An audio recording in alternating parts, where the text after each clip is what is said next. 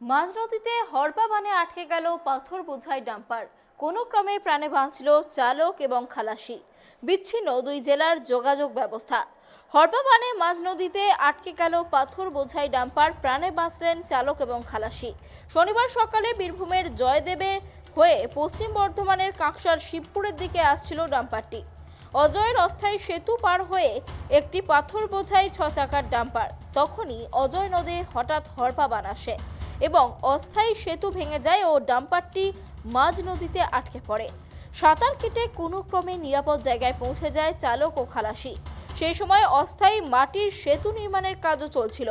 অস্থায়ী সেতু নির্মাণের কর্মীরাও সাঁতার কেটে নিরাপদ জায়গায় পৌঁছয়।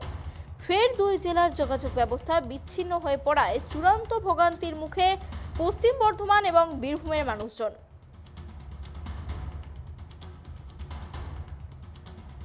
হঠাৎই মাঝ নদীতে হরপা বান, মাঝ নদীতে আটকে গেল পাথর বোঝাই ডাম্পার। অল্পের জন্য কোনো ক্রমে প্রাণে বাঁচলেন চালক এবং খালাসি।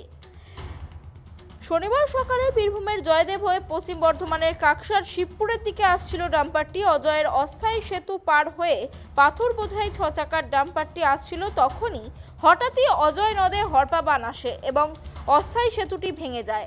ডাম্পারটি মাঝ নদীতে আটকে পড়ে এবং সাঁতার কেটে কোনো ক্রমে নিরাপদ জায়গায় পৌঁছে যায় চালক এবং খালাসি। এই বিষয়ে আরো বিস্তারিত জানবো। আমাদের সঙ্গে রয়েছে দুর্গাপুর থেকে আমাদের প্রতিনিধি আকাশ। আকাশ, দেখো যেমনটা জানা যাচ্ছে যে হঠাৎই অজয় নদে হরপা বান আর তার জেরে যোগাযোগ ব্যবস্থা বিচ্ছিন্ন দুই জেলার। বিস্তারিত কি জানতে পারছো, কি পরিস্থিতি? হ্যাঁ দেখো অনন্যা, তুমি যেমনটা বলছিলে যে হঠাৎ করেই কিন্তু এই অজয় নদে হরপা বান চলে আসে এবং স্থানীয়রা যেটা জানাচ্ছে যে এই নদীর এই ধরনের একটা প্রবণতা রয়েছে।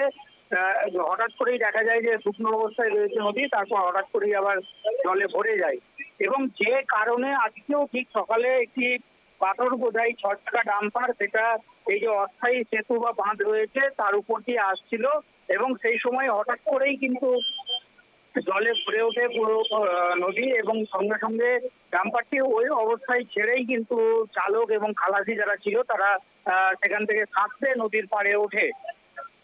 যদিও কোনো ক্রমে তাদের বাঁচানো সম্ভব হয়েছে, অর্থাৎ তাদের হতাহতের কোনো খবর নেই, তবে ডাম্পারটি ক্ষতিগ্রস্ত হয়েছে এবং সব থেকে বড় যেটা সমস্যা স্থানীয়রা জানাচ্ছেন যে এর ফলে কিন্তু যে বাঁধ, সেই বাঁধ ক্ষতিগ্রস্ত হয়েছে, বাঁধ ভেঙে গেছে হরপা বানের জেরে এবং যার ফলে কিন্তু দুটি জেলার যে সেতু, দুটি জেলার যে যোগাযোগ ব্যবস্থা সেটা কিন্তু সম্পূর্ণ বিচ্ছিন্ন হয়ে পড়েছে এবং যার জেরে স্থানীয় মানুষদের কিন্তু অনেকটাই ভুল পথে এক জেলা থেকে আরেক জেলা পৌঁছাতে হচ্ছে, এমনটা কিন্তু স্থানীয়দের অভিযোগ। দেখো ইতিমধ্যেই কিন্তু প্রশাসনিক তৎপরতা শুরু হয়েছে, এমনটাও আমরা খবর পাচ্ছি।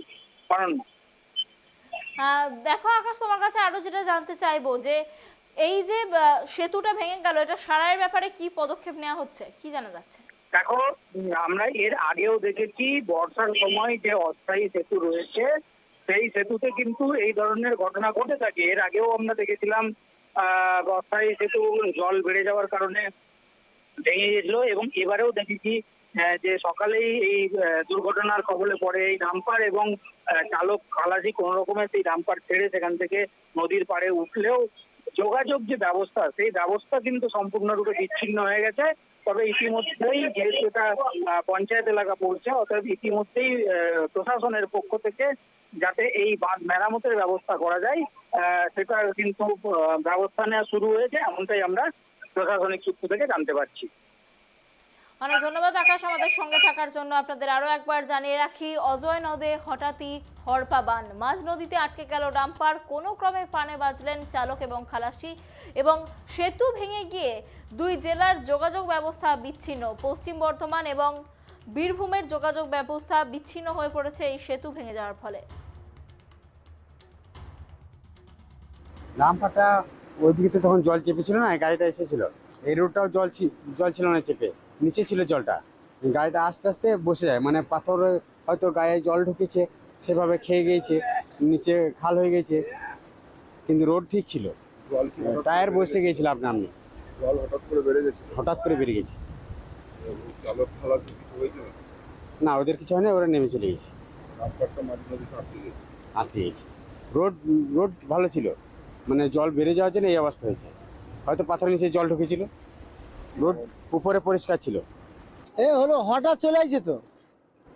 মাঝে মাঝে চলে আসছে। হ্যাঁ, এ খেপা নদী, এ বলার কোনো কায়দা নাই। এ চৌকি পলক মারার সাথে সাথে চলে আসবে। এ আমাদের তো সরি তো ঘর, ওই এই যে সন্দীপুর মানা, তালবাড়ি মানা।